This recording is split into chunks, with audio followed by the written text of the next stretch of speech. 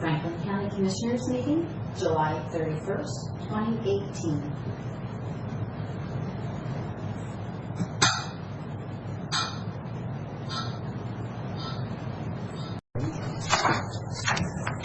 Good morning. It is 9 a.m. At this time, I'd like to call to order the regular weekly meeting of the Franklin County Board of Commissioners. All three commissioners are present. Commissioner Cook, Commissioner Miller, and myself, Commissioner Peck. County Administrator Mr. Johnson is here, and today is Tuesday, July 31st, 2018. First item on the agenda, if you'd care to join me, is the Pledge of Allegiance. I pledge allegiance to the flag of the United States of America and to the republic for which it stands, one nation, under God, indivisible, with liberty and justice for all.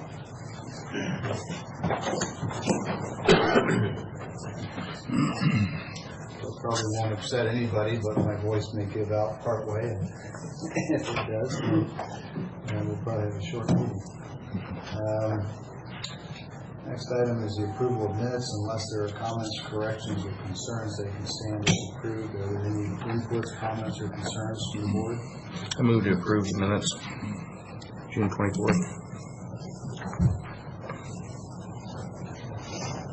Okay, now, as we've discussed in the past, I believe it's acceptable that they can stand as approved without a formal vote. And since there's no second to the motion, the motion dies, minutes are approved.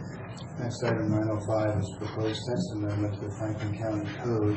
This will be presented by personal services contractor Nicole Stickney, and we have an ordinance to consider after the presentation.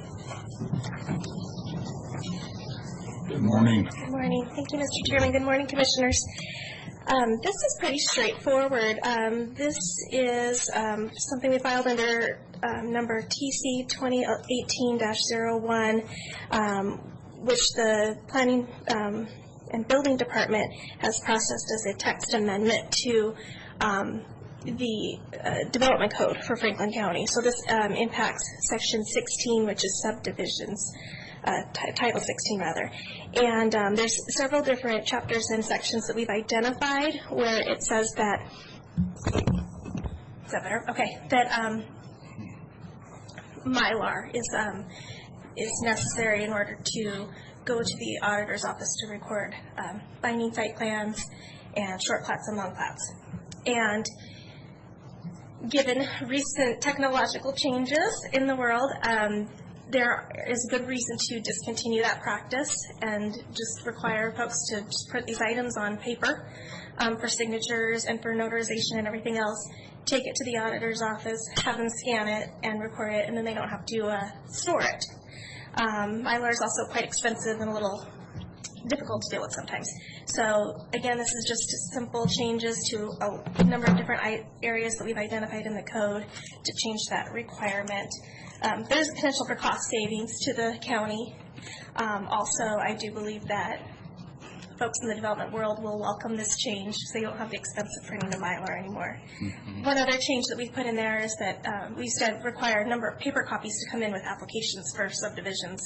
And that was because they would be distributed out to different agencies, and now I just email them to agencies. So also require changing that requirement from numerous copies being printed out on paper that we're not even really using, just so that they just have to submit 2 paper copies. So we are recommending approval of this ordinance, which would amend 7 sections of the Franklin County Code Title 16 subdivisions, requiring paper instead of Mylar for recording. Without going through each and every one, was there any downside to any of them that would show up in the future? We don't believe so. Again, you know, it's kind of archaic to have to store and require those. It used to be that they wanted these things printed to Mylar because they were good for keeping over the long term. But now that we are able to scan and digitally record these items, we feel that this is in the best interest of the county, and we've learned that many counties have gone this direction. And just for your own information, I did provide a memorandum, which was from the Secretary of State. It's actually from 5 years ago, saying that, counties could have different options in how they did this recording. So we've coordinated this through the auditor's office. We feel there's no real downside. Commissioner Miller, any questions? No, I think that's on track. So, any objection from anybody or any office as you were going through this? No, we coordinated this, I think thoroughly. We did not take this to the Planning Commission. We didn't do any public hearing on it because this really seems to be an administrative procedure, nothing that really needed to go to that level of scrutiny. And again, we really can't foresee any consternation with it.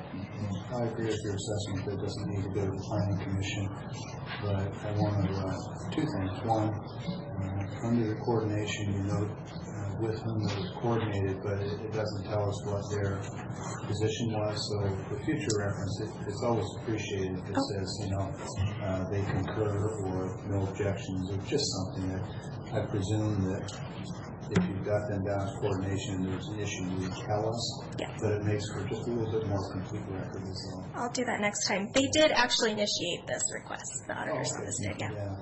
Yeah, I understand. And mostly, and the thing I want to emphasize most is how much I appreciate the effort on continuous improvement. We have so many processes that are outdated because people aren't frankly taking the time and effort to say, we can do this better and provide better service at lower costs. And that should always be the objective, I think, is continuous improvement. So thank you for doing that.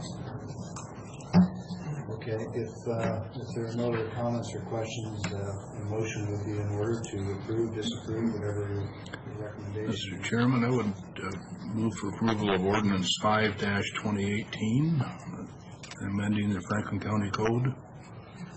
Second the motion. Okay, the motion is second for approval of Franklin County Ordinance 5-2018 as presented. We've had discussion. We've had an opportunity for questions. Is anybody that wants to say anything about this before we vote? Okay, hearing none, all in favor, please say aye. Aye. Aye. Okay, so that is approved. And again, thank you, Paul. My pleasure. This is good for the citizens, and therefore it's good for the county. I understand you also had some information you wanted to share on the comprehensive plan update. Is that now? Or? Yes. Okay. So I'm going to wait up a moment here at this. This is going to power up. I have some slides to share with you. But the intent of my presentation this morning is to provide an update on where we are on the comprehensive plan periodic update process, kind of a status report, if you will. And my intent is not to really get into the weeds or kind of the more meat of what's going to be coming to you later in terms of revisions to that plan, but to sort of cue you up so that you know what you're going to be receiving in some weeks down the road, and fill you in on the progress made by the Planning Commission.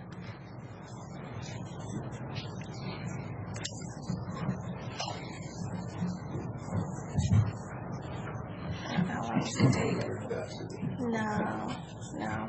So, just a couple of notes to begin. This has been a lengthy process. It's something that you started. I just started it up, so it's going now. The Planning Commission has had many meetings over a period of time. They've been looking into all of the different elements of the comprehensive plan, everything from land use and housing and transportation to capital facilities and utilities, items like that. They've actually had additional meetings beyond what was originally planned, going into some depth and detail on a number of items. One thing that we've observed is that it's been 10 years since the last update, and actually the update that was conducted in 2008 really wasn't much different than what you had in 2005. So in many ways, there's a lot to do between 2005 and 2018 in terms of updating a comprehensive plan for the fastest growing county in Washington State. So that's kind of where we're at with the project. Waking up here, there we go. Just give me a moment, I'll open up the slides for you.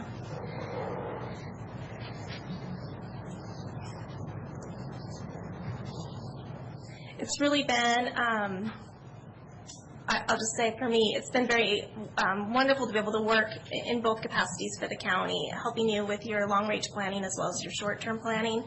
And I think being able to do that, one process or application really does inform the other in terms of There could be an opportunity to have that professional, rewarding environment on an ongoing basis. What I was going to say is that I really feel as though, and I live here and work here in the Tri-Cities. It's wonderful to be able to work for a local community and see the people on a day-to-day basis that this plan is for. So that's been really rewarding. Apologize for this. All right. We're actually 5 minutes ahead of schedule, so Sounds good. I don't remember the last time that happened. The slides are important because I have some maps to show you and also some charts, so that's why I really wanted to get this going for you. Pictures are good.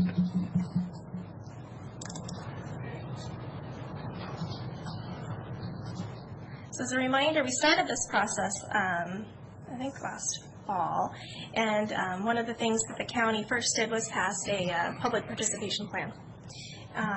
And a resolution saying, hey, we're starting the update. And so that was really important to put the public on notice on their opportunities for public comment and engagement, and that has certainly been a cornerstone of this process. We have definitely engaged the public and received a lot of different input, and we've had really good attendance, I'd say, at the meetings, with a lot of really good questions and discussion amongst the Planning Commission on these different topics.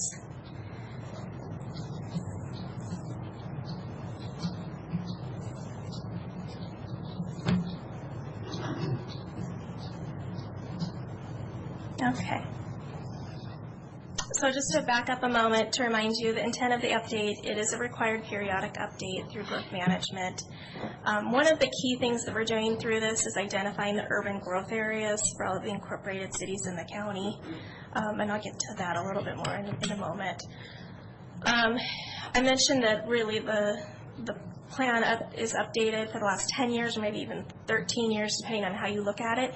There are some legal requirements that we need to make sure we're conforming to. So we are going through it. We're using a checklist to make sure that we are up to date with all of those different statutes and laws that have been passed in the intervening time. We're updating the population forecasts. That is a key component of this update because, of course, everything's driven by those population increases. And we've also been studying and addressing those emerging issues that are important, such as groundwater availability. So, Nicole, just real quick, the state OFM generates those population projections. And, I'm not off the top of my head sure exactly what the formula is that they use, but obviously some counties are going faster than others. And if they're using a relatively short route of historical growth curve, I believe there's potential for them to under and overestimate growth. I think they probably overestimated it in Franklin County. 5-10 years from now, somebody may listen to this and say, no, he was dead wrong. I think it's growing even faster. But I don't think so. I don't see that kind of sustained growth just here. There's a lot of opportunity in the surrounding counties. I see them dispersing. That said, are we bound for our comprehensive plan and especially for our urban growth boundary update? Are we bound to those numbers? Is that a guide? They actually provide 3 different sets of numbers. They offer a high, medium, and low projection, and then it's within the county's and the city's discretion of which one they want to use. And I have some slides in a moment that I'll show you their past estimates and where we've grown in comparison to that to show how good they've been. Yeah. And then I'll describe what we've decided to use at the Of local course, we've had level. some unusual growth. So Yeah. had we not been a high growing, the numbers might have been off a bit. Yeah, no, I'll show you where it fits in with their past I didn't estimates. realize that you had that coming. Oh yeah, that's some good data. All All right. This kind of seems like one of the key. I'll get to that. I think that's coming up real soon. I just have pictures here of the old comp plans. You've been doing comprehensive planning since the 70s. It's a blueprint for the development and future for the county, as you know, and it guides the physical development, and it's the basis for a lot of decisions. So this is important work that we're doing because it comes up all the time when we're looking at permits and subdivision plat applications, things like that. These are the elements, as I mentioned. We've touched on almost all of these. We're still wrapping up a first draft on capital facilities, but everything else, I think, maybe not utilities, has gone to the Planning Commission already. So we've already gotten to our second or third drafts on those different elements. This is information you already know, so I'll go through that quickly. As I mentioned, we are guided by the county's public participation plan. We've been updating the website, the project website, on a regular basis, and that is linked from the main county webpage as well as the planning and building department webpage. And we've been putting all the materials up there for public consumption. This is a list of all the meetings that we've had. We've been taking oral comment, we've been taking written comment, and it's all been kind of taken in for the record on this project. Just a note for you folks, this is subject to the legislative process, as you know. So, of course, the Open Public Meetings Act applies. This is different, however, than a quasi-judicial matter in that you don't have to worry about disclosing ex parte communications. You don't need to recuse yourself from decisions if you've had conversations, things like that, because this is policy making. So it's different than permitting process. You're not prohibited from recusing yourself if you wish to do so voluntarily for public confidence. Yeah. We are also, just as an FYI, proposing a new a set of changes for Chapter 1784 and proposing a new chapter. We think the county code could be improved by separating out the processes for adopting rezoning applications versus comp plan updates and so forth. So we want to really make that more apparent in the text of the code of what how those are distinguished. Because right now it's a little muddied. In the OPMA, Public Meetings Act, and the legislative process, you're incorporating everything, the Planning Commission, this board. I just wanted to clarify that. That is correct. Now we'll talk about population. This first chart I really like because I plotted Franklin County population on the the y-axis to the left, on the right, state of Washington population.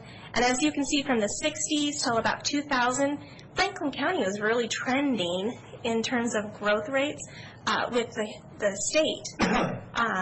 But discovered in 2000. But in 2000, bam, we really started just to have that explosive growth.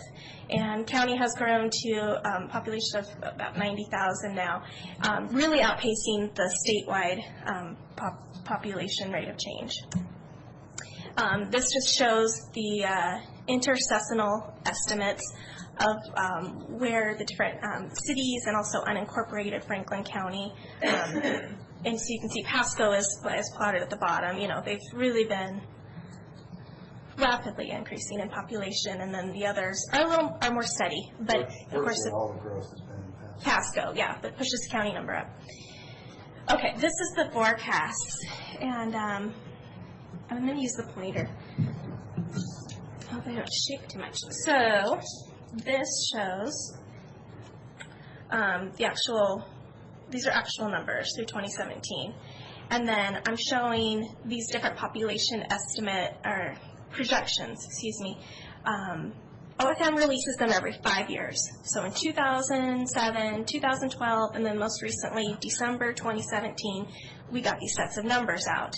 And the most recent forecast is this solid. So their high number, their high projection, looks a little, overly optimistic. Well, not only does it maintain the growth curve we've been seeing, the projection, that's not a curve, but it also includes a significant bump in the years, in the short years. It does, yeah. So it looks a little kind of questionable. If it was a straight line from where that red line starts, that would be one thing. But they're taking it up. noticeably and then continuing to pass growth. Yes, and I have not seen a formula to answer your question from earlier, but they do have demographers that look at apartment vacancy rates, development activity, birth rates. They take into consideration socioeconomic trends.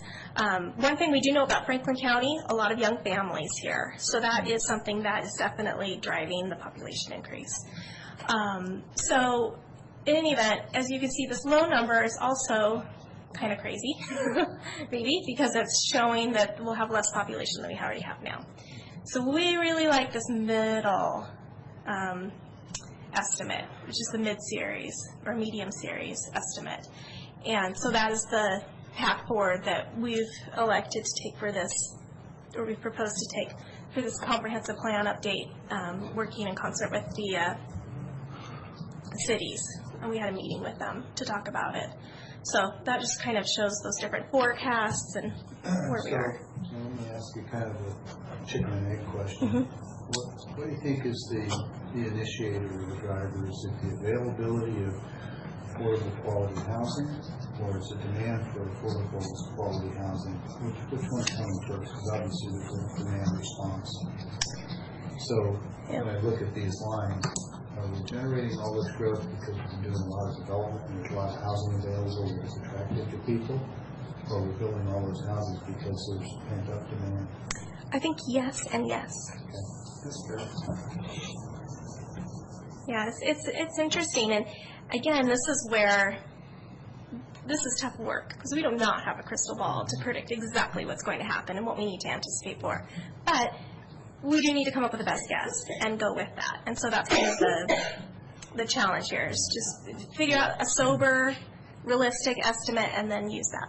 I think the reason that chicken egg question is pertinent is because if it is available, affordable quality housing that's boosting the population, then we perpetuate this dynamic.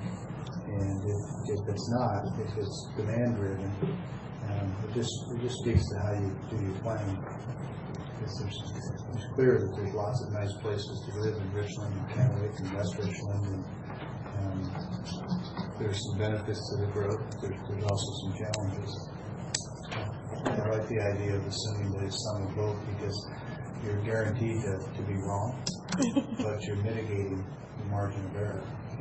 I think. Yeah, and just before I move on, just to look at in the past, those middle numbers, which are those green numbers, really have proven to be kind of the best guide forward. So unless something changes, we do expect that that's a reasonable number to use, and we think that we can be it's defensible in terms of our planning efforts to use that medium series number. So what we had done is we took the OFM numbers and we divided them up.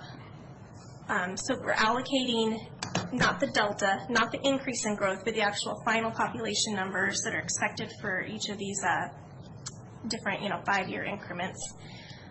With the planning year, 20 years from now being 2038, we divvy them out and we come up with, hey, City of Pasco, we think you're going to be 166,000. That's your go-to number that you're planning for, and so forth. And this up here just shows the recommended allocation. So, and these numbers are the midline? Mid-series, correct. Yeah. Oh, I'm sorry. It says high series. Yeah. I think I'm showing you the wrong slide. So I take back that number I just announced. I was looking at the number thinking if that's the mid, I want to see the high series. Yeah. That was high series. I apologize. I stuck the slide in kind of in the last moment. But That's all right. point being, they're going to have 80% of the medium series. That's what they're planning for. And so for them, it'll be, I know it's a 50,000 increase in population. Another thing that we've done that will be coming to you, I think in the near term, is the countywide planning policies. Those hadn't been updated for, I think, like 20 years. So we were working with those, and those are important so that as the cities and the counties are working together, we are all on the same page in how we address some of these different topics that are on the screen. So we've done that work as well. One thing I wanted just to touch on quickly is building permits. One thing that we thought was important was to look at where the growth has occurred over the past 10 years. what are the trends and what can we conclude about that. And so I plotted them out. I will say about 4% of the building permits are not shown on the maps that we created because parcel numbers changed. But we feel like this is pretty good data. It shows you, and some annexations have occurred, so you have to realize that when you're looking at the map. But for the most part, new growth and new building permits have occurred in clusters and in areas where it's been designated for growth. Of course, there's always going to be a scattering of building permits out in the county, and that's, you know, people that are maybe working farms and living near them and those sort of things. That's always going to occur. But in terms of the things that are demanding resources, putting, you know, for transportation and different utilities and things like that, that building activity is occurring in these clusters. So this is last 5 years? Last 10. Last 10. Yeah. And each dot is a permit or a cluster of permits? Each dot is a permit for single-family house. I have different dots for multifamily, but there was like 2 or 3 of them. And then there's stars, which you probably can't see, but I have plotted this on a big chart. There's stars that are mobile homes, manufactured homes, because they could be moved. But we did permit them in a certain location. I have another map that shows the whole county too, but this is the most. And it is interesting, as you alluded to, some of the dot clusters are in areas that are in the incorporated city, but at the time they were donut holes that filled in. Exactly. These are the county permits. So these areas that are not green, they're blue or the other colors, those are the areas that are deemed rural as opposed to agriculture. Those are also known as limited areas and more intensive rural development, or LAMIRDs. It's a funny acronym, but it's a statewide thing. And so, again, those are the areas where the county said we think the growth should occur in these locations. And this just charts it out. As you can see, there was a slump, but we've shown, you know, how much for each year was in the UGA, the portion of the rural, and the portion of the agriculture. That chart actually shows some other interesting characteristics. Starting about 2009, 2010, and I suppose patting ourselves in the back here a little bit, but in that 9, 10, 11 window, the board identified that we believe there was an economic downturn coming, and we reduced staff, we reduced budget, and sure enough, it developed in the 12 and 13, and it's reflected in this building curve. That being ahead of that a couple of years, I think really helped the county financially get back on its feet until things came back. But it's just interesting how that chart illustrates it very clearly. Just to let you know, the 2008 number here is the last 3 quarters of the year, and the 2018 is the first quarter. So it's really shooting up in the past years in terms of the number of building permits. And again, it's about 60% split of what's in the UGA, and then the remainder is about equally split between rural and agricultural areas. This is just a reminder about the website. And we did create an alias for it so folks can get to it easily. So with that, I have some exercises if we need them. If you have specific questions on topics, I hope I'm ready for it. But just appreciate the opportunity to kind of give you a synopsis of what's happening. In terms of UGA applications, we've received 2 applications for expansions. One was from the city of Connell. It's to expand some industrial lands, no residential expansion for them. And then the city of Pasco, they've requested over 5,000 acre expansion. So we're in the process of doing an analysis on that. And the plan is to take that in a workshop at the end of the month to the Planning Commission, and then do a public hearing on that beginning of September. We want to keep moving along as quickly as we can, but it does take some time to dig in and do some analysis too. Public hearing with the Planning Commission? Yes. 5,000 acres? About. Yes. So on a previous slide, you showed that 60% of the county is in the UGA, and the other is split between ag and rural. I'm assuming, I'm just looking for you to validate this perception, that there really is no standard or commonality between counties. One county might be 30% in UGA, another might be 90%. It just really depends on that county and its demographics and such. There's no GMA standard, so those numbers are interesting, but they're not guidance numbers in any way. That's correct. And just to clarify, that's not population, that's building permit numbers for the last 10 years. Sure. We could certainly come up with population numbers if that would be helpful. I think it generally represents where the growth is anyway. Likely.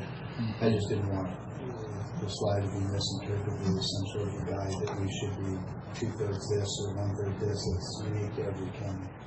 Yeah, and I think that cities across the state have different circumstances behind when and where they're able to annex. And so, yeah, one shoe doesn't fit all the feet. And yeah, there's so many different things going on. Okay, if we project half of that, 2,500 acres of this, 5,000 expected, and later we find out we're wrong, and we can amend to this UGA. Is that correct? Or not? So it's difficult to, so you can amend your comprehensive plan once a year, but only once per year, unless there's an emergency situation. In terms of UGA expansions, we try not to do those on an annual basis because it's so much work, but truly they're not limited to these years. One thing that's unique about this year is we just got those new population numbers. County did not update the comp plan after the last population numbers were released in 2012. So we're doing some catch up, in my opinion. So it sounds like a lot, but honestly, if the county had updated UGA, say 5 years ago, we probably would have already brought in more land into the city of Pasco UGA, and we'd be, would have mitigated that. I think you also have to acknowledge that there was a lot of available buildable land, and there may not have been a need to bring more land in, and so maybe it isn't catch up, maybe it's balancing. Yeah. That's just my perception, is that we had quite a lot of available land in the UK, and as that's getting filled in, then yes, we probably need to add more space based on these numbers, but I think we probably had an awful lot of ground. And it goes all the way back to my original question about chicken and egg. The availability of affordable land and affordable housing and quality housing attracts people, and I don't know that we've really had a shortage of available building ground, although it certainly is looking more that way now. I think there are constraints now. I've done I'm talking preliminary 5 years analysis. ago. Yeah. I think the city of Pasco has had a really a big uptick in their planning activity recently. So it has provided more housing, but it's also given a shortage of land. Right. And certainly the GMA anticipates infill as part of that process, and in fact doesn't want you expanding out until you've made a reasonable effort at infill. Yeah, so that's one of the yardsticks that we're looking at in terms of the analysis with Pasco's application. What do you now have available, and have you accounted for it? Yeah, and on a per capita land use area basis, and having looked at other counties, we had quite a lot of what they call donut hole space. So our need for infill has been and probably remains a little higher than the average county if such a thing exists.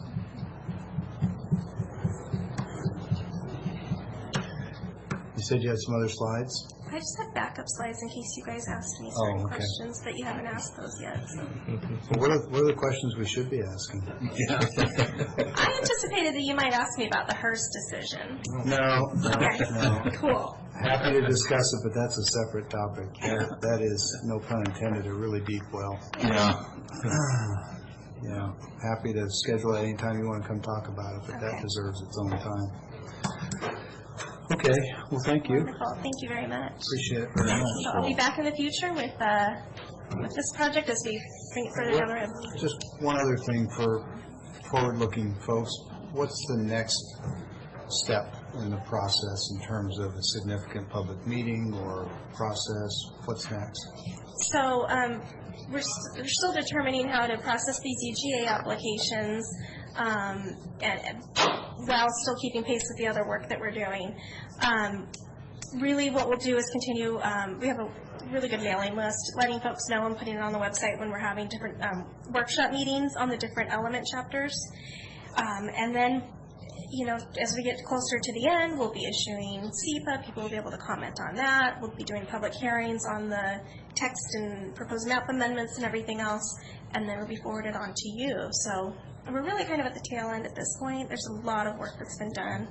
And the only other thing that occurs to me is that I'm not suggesting that we need to do this or that there's even an opportunity to do it here, but I know that in some counties, especially the ones that don't have the kind of growth that we do, they've actually withdrawn lands that are currently in the UGA and moved that UGA authority to some other part of the county or adjacent to the city border somewhere else to essentially say, this ground was added, we thought it would be developed, it wasn't, but we've got a need over here for whatever purpose, and so we're going to move that authority.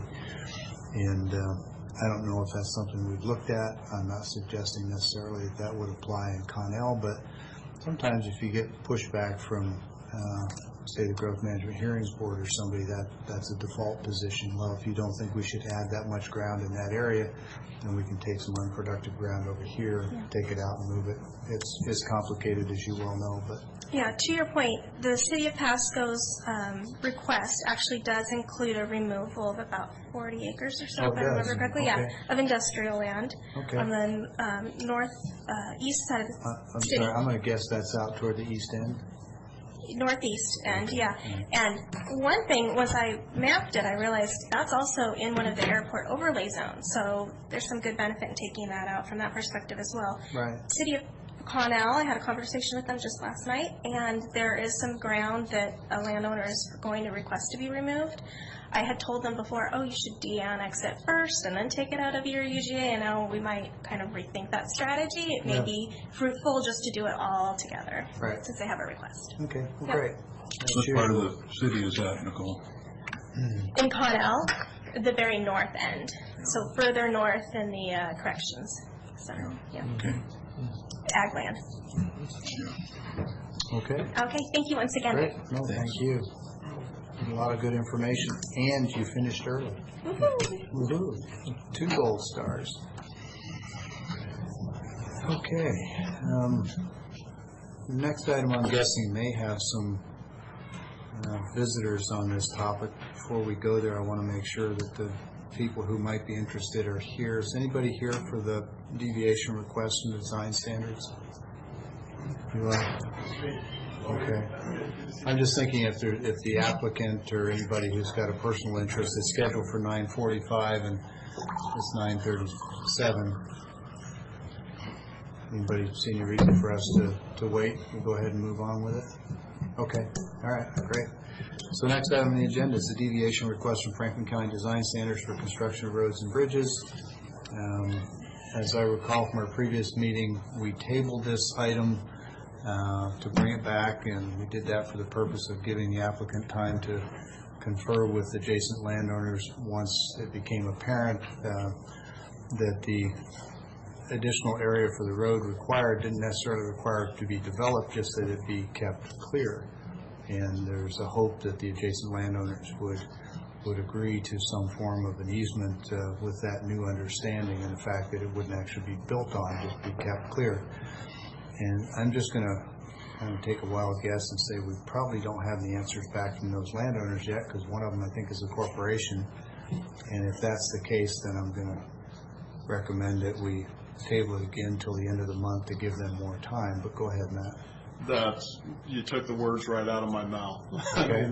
Well, it just seems like the obvious logical thing is to give the landowners time to find a solution, because my sense is that there's fairly strong opposition from a fire, police, emergency medical perspective of having a 10-foot access.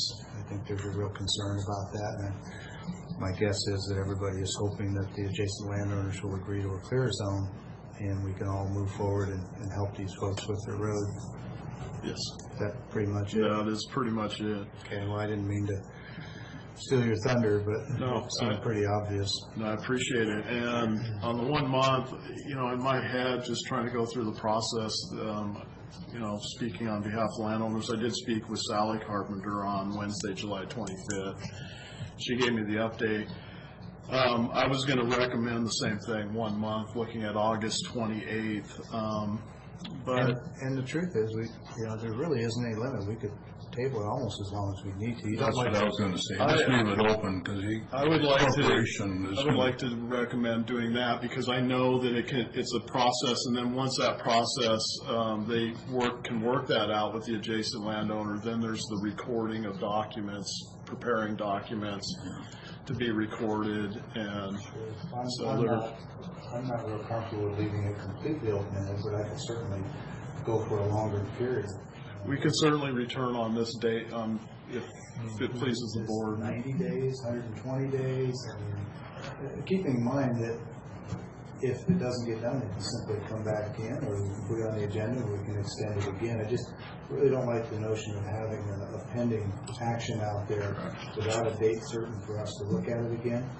I don't want to get lost, so Yes. I'm fine with, say, 90 days, and we take another look at it if it isn't resolved before then. Is that? I would think a corporation should be able to come back in 90 days, Well, one way or the other. I would hope, and if they don't, I mean, what we're trying to do here is accommodate the landowner's request and give them as much time as they need. And the 90 days is not a deadline, it's essentially a check-in for us to say, okay, where are we at? And we can extend it as needed If to, need be. because I really, my sense is, and please correct me if I'm wrong, my sense is the board would like to help this happen, but we're not real excited about the 10-foot. Now, I could not vote for the 10-foot Right. Okay. personally, but, yeah, Against the landowner. I'm not against it happening, but, Yeah. The clear zone, you think is the right answer? yeah, It seems like that would accommodate, If it pleases the board, I could propose another option, and that's to actually reject the request and let us come back with a new request when it's done. The reason why I say that is the request will change anyways within that. Once they have a 20-foot clear easement, then the resolution would have to change at that point, because the deviation request would be a little bit different in nature, so. Sure. Well, my preference then would be that is that the applicants just withdraw their request and just come back in after they've heard from the corporations. There's nothing that would preclude them from coming back in with exactly the same request if the adjacent landowners are unable or unwilling to work with them. Yes. But, I would say probably the respectful thing to do is to confer with the landowners and see if they prefer to just table it and keep visiting back, or if they prefer to withdraw it, and then once they know what the future looks like, come in with a new request based on what the adjacent landowners say. Yes. Okay. So why don't you check with the applicants, and we'll defer whatever they prefer. Is that okay? that'll work. Okay. That's good, man. Great. Great, thank you. Thank you for your time. Yes. Okay, will that work? Yeah. Okay, great. Okay, a little ahead of schedule, but I see the sheriff is here, so are we ready to move on to this discussion of jail facility improvements? Looks like it.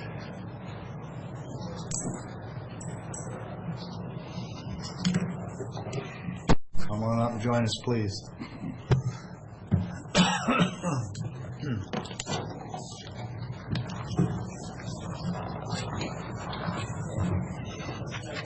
I can start us off.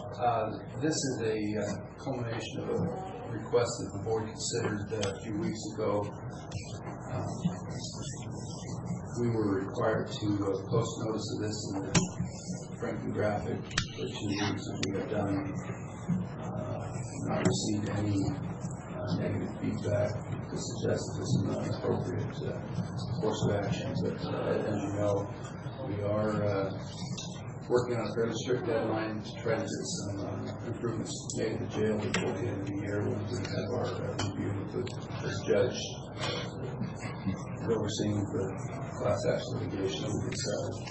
And Sheriff and his team have put together a pretty good plan for making the immediate modifications that are needed to meet that threshold deadline. So we're glad to answer specific questions. I think we covered most of those in the prior discussion, but if you have additional questions, we'd like to answer those.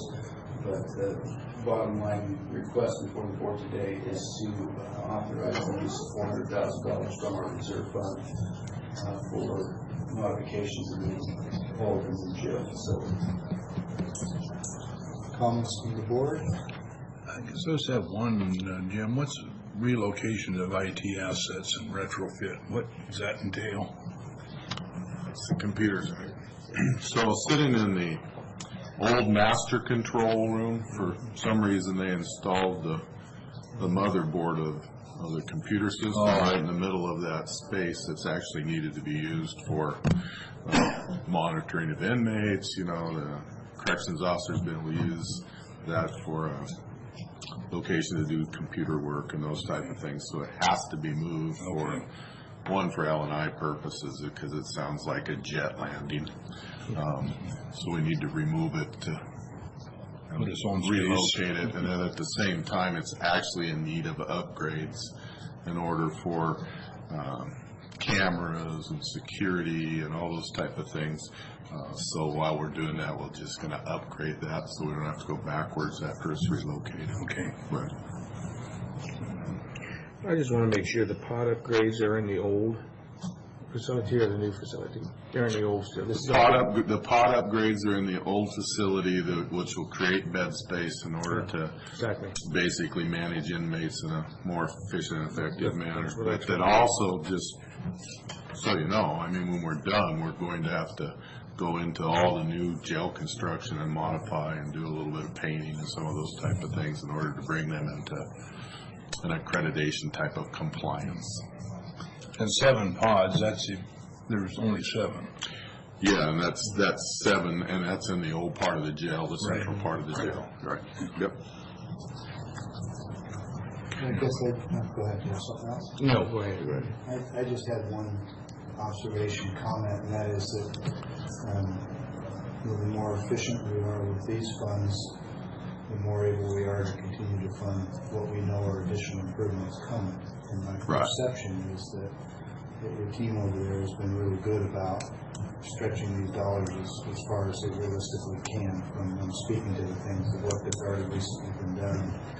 So I just want to acknowledge that and thank you for that, but also point out that not only is it appreciated, but it's probably essential to us getting all the work done as eventually needs to be done, because there's still a lot of money to be spent. Right. It's it's the most logical process to start from this end of the jail and start this way. Well, not just that, but the way that the money is spent appears to be thoughtful and efficient, and not just going out and hiring a contractor and doing say, okay, we'll just go do whatever. We're really putting a lot of attention to the detail. Right. That's going to be important as we get towards the end of this and start running out of money. Right. Yep. Appreciate that. I guess also you feel that this will suffice in the when they come to look it over again at the end of the year to upgrade their suit. Well, I think it's going to be helpful because it lays out a roadmap for the judge when the time comes of where we're going, because we certainly aren't going to be in compliance come December 31st of 2018. So we're going to have to present something to him that says, yeah, we're just not ignoring this. You know, we have a path forward. And I think that the way we've laid it out is going to be helpful when it comes to that. We just went through our third quarter monitoring, and it was actually a pretty positive report, which kind of says, yeah, I think they'll be on track if we go through this process. Okay, good. That together with the good faith element of dedicating money out of reserves, doing the work. And then, frankly, I think telling the judge that money's tight, and we're getting as much mileage out of every dollar as we can so that we can do the whole thing, not get part of the 2 and 1 out. Okay. Well, with that, I'll make a motion. If there's no other discussion, the motion is to move it for the Corrections Center upgrades and remodel. It's $400,000 from the County Reserve Fund, and it is Resolution 2018-238. I would second. Motion for approval of Resolution 2018-238 as presented, and a second. Any other comments, questions, discussion? Sheriff, anything you want to add? Nope, I'm good. Good. All right, hearing no other comments or discussion, all in favor, please say aye. Right. Aye. Okay, that request is approved. Thanks to all who are involved in putting it together.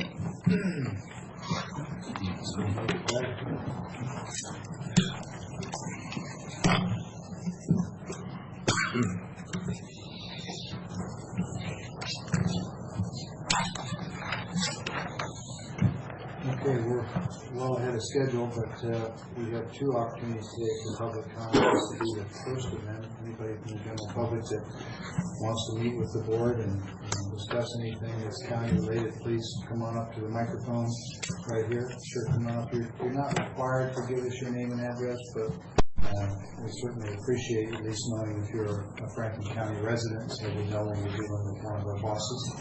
So please. All right, well, can you hear me? Thank you, Chair and Commissioners. I'm Michael Charbonneau, and you may recognize me as with the City of Richmond. I've been with them for the past 20 years as the person who puts all the meetings and other programming about the city on television. So that's my day job, but my passion is actually filmmaking, and that is why I'm here. Recently, you received a request to utilize this outside area for a scene for a film. And I just don't feel that you had sufficient information for this, so that is why I'm here to kind of present my case again for reconsideration. I'd like you to realize that the film we're shooting here in the Tri-Cities is more than just a couple of guys running around with a camera. We actually have a very sizable budget, which is economic development thing. We're employing local actors, local musicians, other people in the trades and facilities, renting facilities. Just last night we were down the street at Rainmaker Studios using their facilities to record music.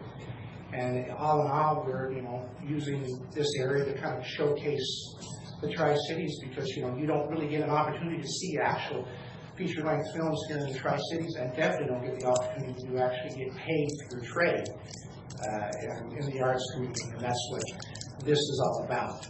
So we are requesting for use of basically this outside foyer for September 22nd, which is a Saturday afternoon. I'm sorry, when you say the south side foyer, I mean, just this center foyer looking towards where it says marriage licensing.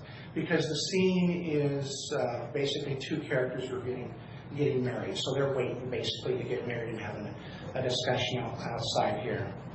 It would be for 2 hours' time. It is on a Saturday, so I recognize the facility is closed. And so we would obviously, cover costs that are incurred by the county to have somebody let us in and whatever thing of that nature. And we're shooting September 12th through the 24th here and around the Tri-Cities, with hopeful distribution sometime next year. I guess, to sum it up pretty quickly in closing, I chose to shoot here in the Tri-Cities because this is my home. This is where we've lived for the past 25 years. I raised my family. And it's just really neat to be able to use our area to showcase, what it is. You don't get this kind of opportunities here in the Tri-Cities. It's always on the other side of the state, because there's support mechanisms. So here I am asking for support to be able to use this facility to shoot this scene. It's why I asked for that, and why not other place, because the film takes place in 1985, and Benton County Courthouse is too new looking. This is gorgeous and looks absolutely perfect for the film, and we would like to use it. So I ask for reconsideration for that use, and I'm here to answer questions or just sit down and await your decision. I've got a few questions, but I'll defer to the board before. Was your request turned down previous to this? From what I understand, it didn't come through to you guys on agenda item or whatever. It was just somebody said that this was a request, and it just didn't get put out there. Yeah, I don't know that I heard about it. I don't recall. I thought I mentioned something, but I don't know where. Do you have a title for the? Oh yeah, the film is called Turn It Up, And just quickly synopsis, it takes place in 1985. It's about a 20-something group of guys trying to start a rock and roll band. I like to call it American Graffiti set in 1980s hair metal music. And it's just about the trials and tribulations of 1980s, and it's a comedy. Sure. So, if you'll allow me just a moment. Yeah, please. I used to deal with virtually identical requests in my active duty Air Force days, where people wanted to shoot films on military bases, and so we looked at what was the impact on the mission. Did it require people to work overtime or come in off time? Did it interfere with us doing the mission? Were there going to be costs put on the taxpayers for doing it? And all the kinds of things that you touched on. And one of them we looked at was, does it portray the Department of Defense and that military installation in a favorable light? And does it contribute to the overall mission in some indirect way? And it sounds like the scene that you're talking about is fairly short and minimal. I don't recall seeing anything in the way of any kind of a script or synopsis or something. So it's just really hard to make an evaluation as to whether or not it portrays Franklin County in a light that would be appreciated by the citizens. So, for example, this included a clerk working behind the counter for marriage licenses who was inappropriate or rude or something like that. That would obviously portray the county in a way that wouldn't be pleasing to the citizens. And so having a better sense of what the actual contextual, the content of the scene, I think might make me more comfortable with it. The Saturday piece and the cost obviously is an issue because it is closed. If it could be done during the day, and the auditor didn't have an objection to a short disruption, that might be an option. But my sense is that, and I did discuss this with the county administrator, and anticipated at some point it would come before the board. I would say if you wanted to maybe submit a little more detail on what the scene is about and how Franklin County might be portrayed in that, my sense is that the board would be willing to take another look at it. Does that seem like a reasonable approach? That's exactly what I was going to ask, is what type of show is this? What part are we going to be in it? And we don't want anything negative, or we don't want anything X-rated. Like that. We don't want any R-rated or whatever. We don't want to be portrayed as a right. So I would like to know more about the show. Okay. I'm more than happy to submit the scene. You're right. It is a very small scene. It's just about characters getting married, and so they're just waiting for their turn in line for their marriage license. So I'm happy to submit that. I mean, it's a comedy. So my characters. What kind of rating is this film? Excuse me? What kind of rating? Well, I mean, it's 1985, and, it's mid-20s stuff, and so there's some salty language, but obviously we want to keep it, PG-13-ish. Sure. Simply because, we want a wide-off. Yeah, it's not going to be one of the B-rated movies. I don't see anything like that. It's going to be a good form. No, I'm hoping not. I mean, it's my life's thing and my life's calling, so to speak, and so, I want to get it out to big of an audience. And I think that's the question Commissioner was what is the No, it's not. It's funny, actually. I'm kind of digressing, but as the insurance we had to get for the film and all that, there's a whole thing on there we have to go through. And is there nudity? Is there this? Is there that? No, because it raises your insurance rates and all that kind of stuff. But yes, I'm more than happy to submit that to you. Provide a synopsis of the scene and this that. I mean, we're shooting in 20 locations. This would actually only be one of the locations. We're a big, huge day-long concert at Howard Amen Park in Richland. Rented the Tumbleweeds restaurant in Richland for 2 straight days, things like that. So there's a lot of areas and other places that are being utilized in addition to this one small scene. It's just that it's hard to find things that fit that time era here in the Tri-Cities where obviously this does. So. Yeah. Well, I appreciate you coming back in and discussing it with us. And again, my sense of the board is that we're not disinterested, and we're willing to consider working with you. We just have to look at it through the eyes of our 90,000 bosses and say, would they find this acceptable and pleasing? And the more we can know about the details, the better able we are to make sure that the end product would be something that our citizens would say, yeah, that was fine. Because really, it's our job is to reflect them, not to necessarily reflect our own views. So, not a problem. And hopefully we get quite a amount of your 90,000 plus citizens to be extras in the film too. So. You know what? That's an added plus in my mind. Yeah. So the next steps is just to work with Mr. Johnson and get him the information. And Sure. On there, would I need to come back to be on the agenda or anything like that, or just? No, I think the way it goes, you provide the information to Keith, he'll provide it to the board, and I think we could probably simplify it by saying that if any of the board members have a concern, they can meet one-on-one with Mr. Johnson, and if no one has a concern, he can just come back to you and give you the okay. And if there is a concern, then we probably should discuss it back here in the meeting, and to do that, we'll let you know. Okay. Thank you very much. Thank you. Appreciate you coming in. Okay, next item is office business, payroll and warrants. Do we have some today?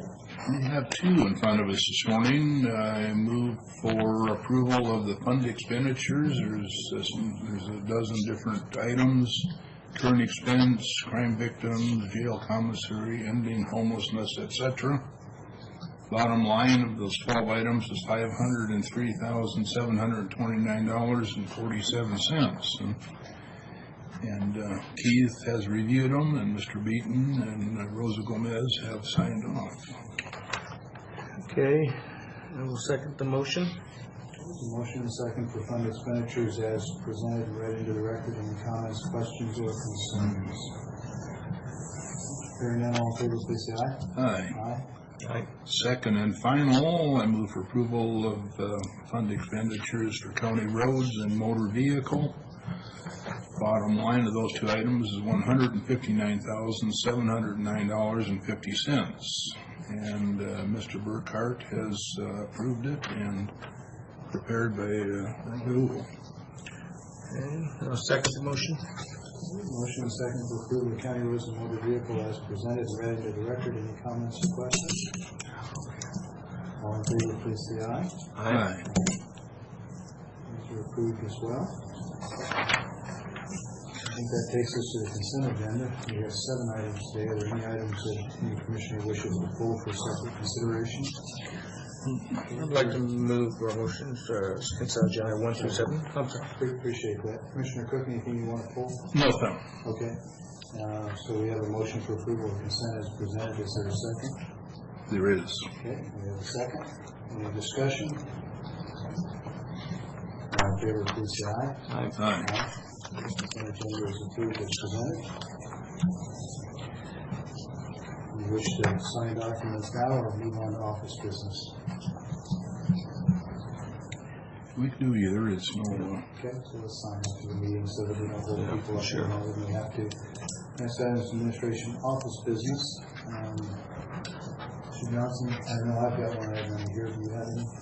I don't have any items that will, let me put it this way, I have a couple of executive sessions I'm going to request. Let me go ahead and draft that first one. So earlier this year, the state auditors advised us that we needed to establish a Veterans Advisory Group as per the RCW. They were correct. It was a good correction. We're working on that process, and my purpose today is to give you a quick update of where that process is at this point and what the things we've done to satisfy that requirement of the RCW. So what's been done is we've advertised the opportunity for people to volunteer to serve in the Franklin County Advisory Board. I've taken our policy, which is about a decade old, on the Veterans Program, and I have drafted a new version or iteration of that based on my view of what it should be, which is certainly not the end-all. It needs to be a broad decision of the board, but I wanted to at least get a framework for it. In the meantime, we received a total of 7 volunteer applications for the advisory board. And I want to remind everybody that the advisory board is not a decision-making body. It's the body that is impaneled to advise the Board of County Commissioners on how they would recommend we execute the Veterans Assistance Program under the RCW. As such, the primary consideration, I think, for board members ought to be veteran status, because it's required by the RCW, but also the history of successful engagement in the community, serving on similar boards, understanding what it means to be an advisory board. So in short, we received 7 applications. I think they're all really good people. I think they're all well qualified to serve on an advisory board. But I want to point out, and I want to make sure that this doesn't get missed by anybody, our policy used to say that all members of the advisory board had to be Franklin County residents. And you don't get a lot of volunteers for these kinds of boards. And I think it would be short-sighted of us to turn away somebody who had great skills or expertise that could be valuable to us just because they don't live in Franklin County. They live in an adjacent county. Having said that, I do think that a minimum of a majority of the boards need to be Franklin County folks. But if there's 1 or 2 that are or a clear minority that have good expertise, then I think we ought to be open to them. So one of the key proposed changes you're going to see in the policy is that the advisory board, in complying with the RCW, they all have to be veterans. A majority have to be members of nationally recognized veterans organizations or groups, and those 2 are by statute. And then the third one, which is not by statute, is our discretion, would be that a majority must be Franklin County residents. So I've got those nominees. They've been circulated to you a couple of weeks ago for you to have time to review them. I had anticipated asking for appointments today, but I've realized that I've overlooked a step in the process that really is important, and that's going back and reconnecting with the American Legion, which has been administering this program, but has not been the advisory board. It's been more of an operational approach, and bringing them into the loop on the whole process. And so that was my oversight. I'm happy to own that, and it's going to create a short delay, probably a week or 2, to bring this thing fully together. But I think it's far more important to do it right than it is to do it quickly. And we've shown, I think, reasonable progress since the auditors identified the issue. And I don't have any concerns at all about us having it wrapped up in a timely manner. Again, just want to do it properly. So that's the update. The one thing I would ask from the board is just your consensus that you're comfortable with the majority of the advisory board members being Franklin County residents and being open to considering folks from adjacent counties for a minority of those seats if we think that they're high-quality individuals that can benefit the county's program. And I guess lastly, I'd just add that I think that having a couple of folks from an adjacent county might be useful, especially if they happen to serve on another county's advisory board.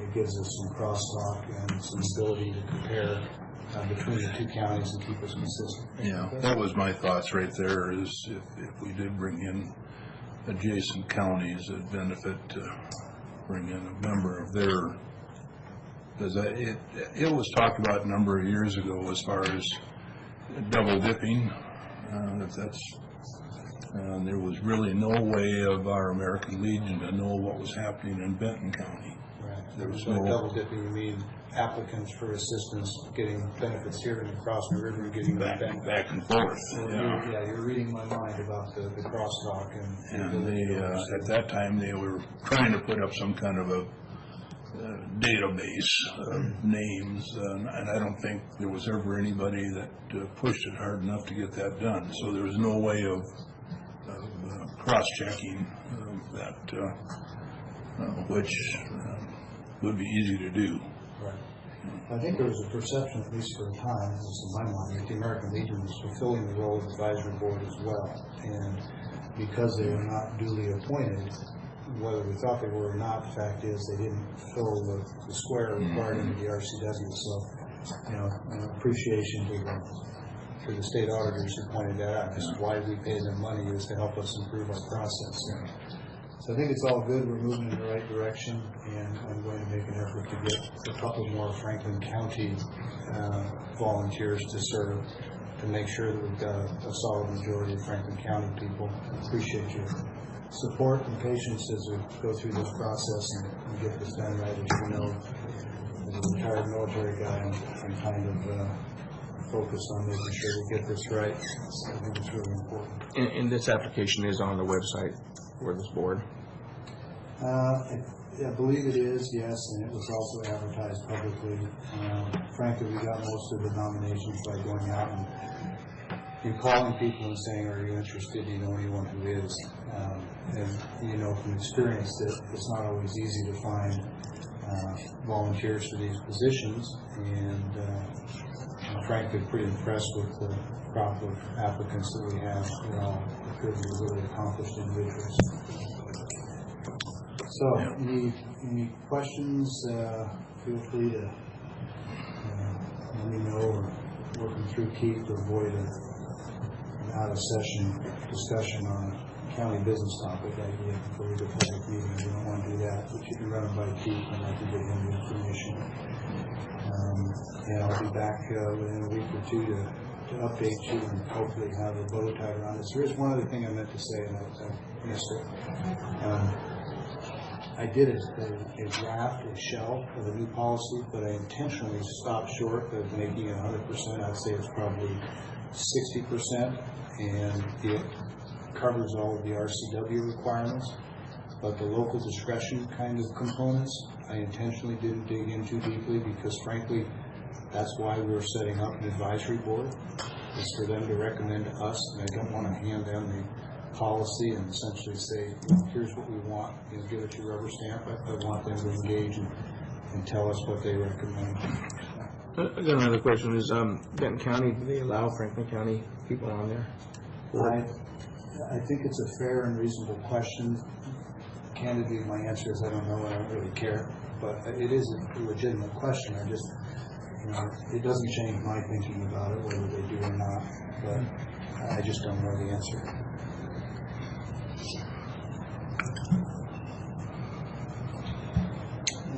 Okay, well, I think we've covered that. Keith, anything else under office business? I think you said you had a couple of executive sessions.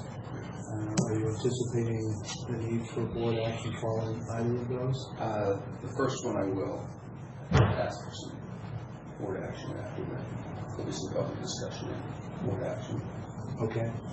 So why don't we start with that one, please? Requesting a executive session under RCW 42.30.110, paragraph 1, subparagraph G, evaluate qualifications of applicant for employment. I would ask that for up to 20 minutes and would request that Carly from HR be allowed to participate and Josie Kelser from the Treasurer's Office. And before we go into executive session, is this the executive session that's printed on the agenda? Yes. And is this the correct language, or do we maybe have a case of Microsoft Word spell checking and putting in the wrong word? Because it says evaluate qualifications of a candidate for appointment to elective office. Or is that the, I think it's the...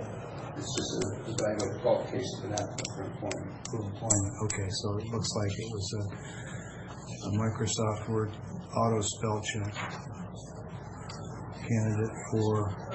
Was the agenda called for public comment prior to this session?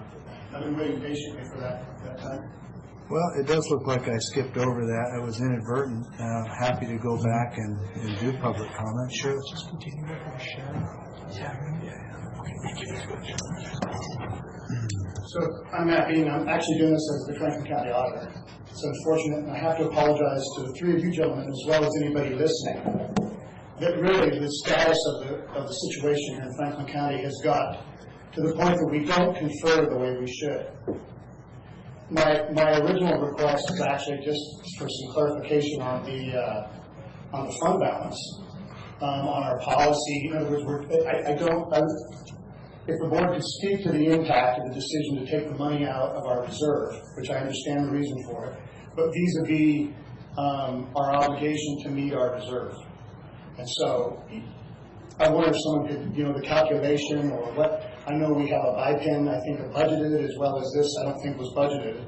And so in reviewing the policy and trying to work on the finance board, having just recently attended, a bond seminar on having to self-report, I didn't know, I'm certain there must have been some kind of a calculation based on the money in current expense as well as outside. I mean, I didn't answer the question for you. I was just wondering if I could hear that, and then I had one other comment. So, Keith, is the question clear to you? I think so, clear enough. Okay, all right. If I may, yes, the county does have a fiscal policy, a reserve fund policy, that states that that there will be available within fund balance in current expense. It's the intent of the county to maintain that at 7% of the what's called the operating budget, which I think historically we have interpreted to mean the current expense budget. We understood when we made the allocation of reserve funds for the BIPIN cost for this year, as well as this resolution today to expend resources for the jail, it would take us below that 7% of the current year's operating budget. The policy allows action by the board. That's why we brought it before the board to take this action, to use the reserve for needed but unanticipated expenditures, with the caveat that there's a replenishment process outlined in the policy that requires it to be done as soon as practical and no later than 2 subsequent annual budget cycles. So the resolution that was passed today anticipates that we will have to make a allocation from our next year's current expense, or next 2 years' current expense budgets to replenish that fund. If there are other financial decisions by the board to either sell assets or cut current expense funding in other departments in this year's budget, that will have to be anticipated to meet that policy, to put us back into the 7% standard that we had adopted in the fiscal policy. So my sense on that is maybe we should probably revisit the fiscal policy, because it states in there, but then we also have the cumulative reserve, which is outside, and when you combine those two, there may or may not be a need for replenishment based on the 7% threshold. So that's the only problem is if we're constrained by the policy, we may have to report, and just trying to get clarity on if we have to, do that or not. There's some confusion there. Okay. So I wanted to bring that up. Thank you. I did have some conversation with your staff as we drafted this resolution. They were very helpful in making sure that we were. I do believe it'll be okay. It's one of those things where in the fiscal policy, I think it leaves us kind of wondering, do we report or do we not, based on where it's at. Okay. So my second comment is on this Veterans Advisory Board. Again, gentlemen, I'm glad you're all three here. I'm sorry I have to do it in this manner. This came up because of me. If we would communicate, I could let Commissioner Peck know that we've been approached by the Legion, and they're they're closing because of malfeasance, and they're no longer going to distribute our money here in a month or 2. They've approached us and told us that. Now, the staff has done a tremendous amount of work. This was very, let me finish, I'm speaking actually, so it's public. You're out of order. It is public comment, but I have the right to ask a question in a timely fashion. Sure. Did you share that information with the county administrator or the board? We have been in contact with the county administrator regarding the plans that we have put together, as far as the amount of work that we have done, as far as options and everything else. Did you, because you came to us and started your comments today telling us that we failed to confer. And my question is, did you confer with the county administrator or any board member about the fact that the American Legion was in these dire straits and was closing its doors? That was knowable, Brad. So the answer is yes. So no, you didn't. My answer is yes. No, This is typical. This is typical. Did you share the information with them? Absolutely. With whom? Okay, this is a public comment by me, sir, and here's the point. We don't work well together in this courthouse. And so on this particular issue, I mean, I sent Fred Bowen something quite a while ago. I care about this stuff as much as you guys, and when we're worried about this kind of stuff, I never get a chance to talk to all three of you together. Obviously, the things that have gone on in the past have created not a great working environment. The point is, we've put together a great package as far as some options, and this is coming very quickly. It's been known and knowable for a very long time. So yeah, I don't know what the timeline is on it, but the fact that you want to zero in on one thing is, you know, we can have conversations outside of here and me always having to come to the public comment section. So we have, like I said, we did meet with Keith and we passed off a package where we evaluated veterans programs from across the state, what worked, what didn't. And so, you know, we're the ones that are at the epicenter of everything that we see that comes in and we process. And so we want to get this right on behalf of the very same, you know, indigent veterans that everyone else cares about. And so there's a lot of issues on it. Unexpended funds, inefficient. Some of the stuff has never been handled. Some of the eligible grants have never even been used. And so there's a lot there. My staff has done most of the work as far as options.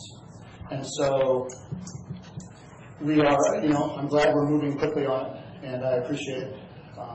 I just hope we can somehow bridge this gap and quit, you know, try to lessen some of this, the ego and the pride that we all have, and we all bump up against each other because, you know, the public depends on it. And this was just in that line.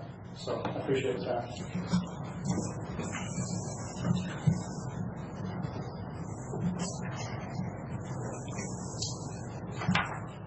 Okay, any other public comment? Not seeing any. We've already read into the record that we're going to do an executive session under 4231-10-1G.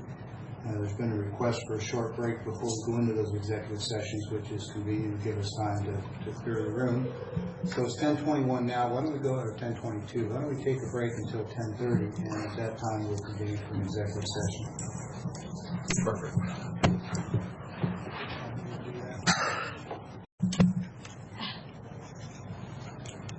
We're back in open session, Matt. It is almost 10:30, which will be the end of our announced recess. And so we'll be back in open session just long enough to go into our previously announced executive session under RCW 4231-10-1G, which is evaluate the qualifications of candidates for employment. And so let's go ahead and turn off the clock and the mics and close the door, and we'll be in executive session for up to, how long do you need to? We'll go up to 20 minutes, reserve the right to come out earlier if we're able to complete our business. I'm sorry? Oh, sure. For the record, we've got all three commissioners and county administrator, Mr. Johnson. We have the county treasurer, Joseph Kelzer, and our illustrious HR director, Carmen. Sir?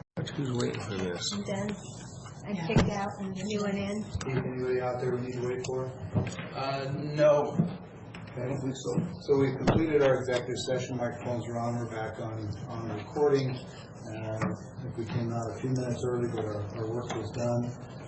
We have a request before us from the treasurer's office. We've had consultation, good discussion with the treasurer, the county administrator, the HR director, the board.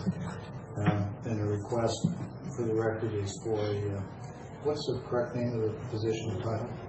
Chief Deputy Treasurer. Excuse me. Chief Deputy Treasurer's position to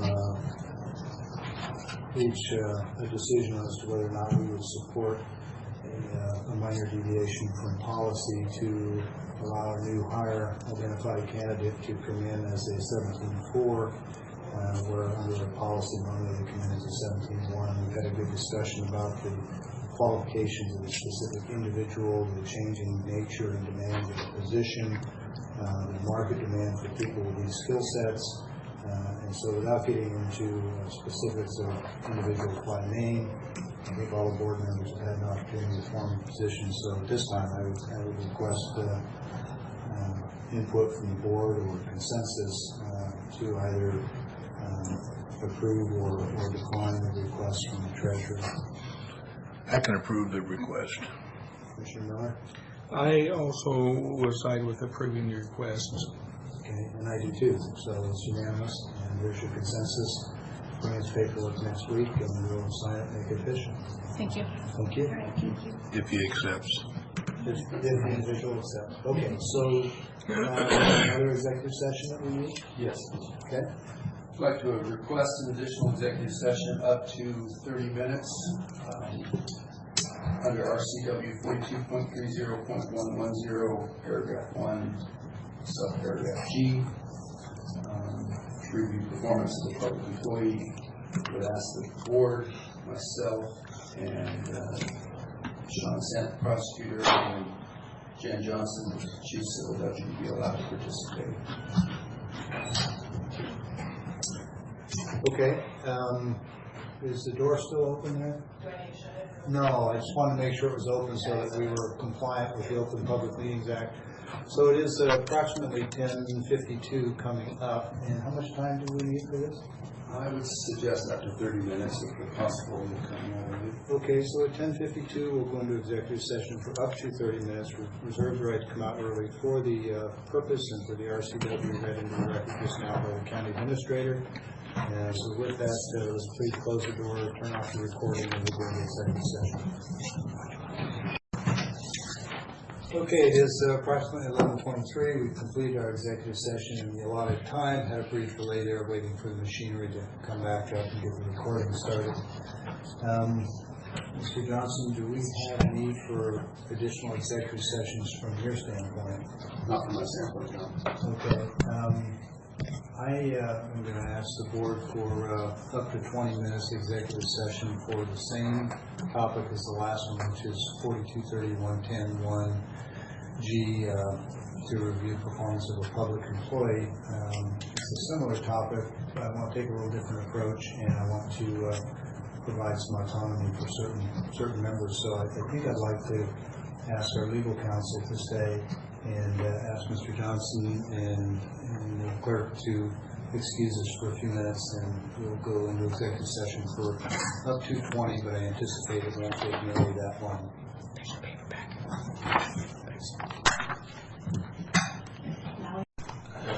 Wait. Okay, it is approximately 11:46-ish, 47. We've completed our executive session in the allotted time. Thanks to all who participated, and I don't see any need for any board action. I don't see any need for any additional executive sessions.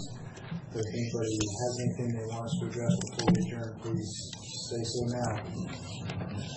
I have nothing. No. We're adjourned.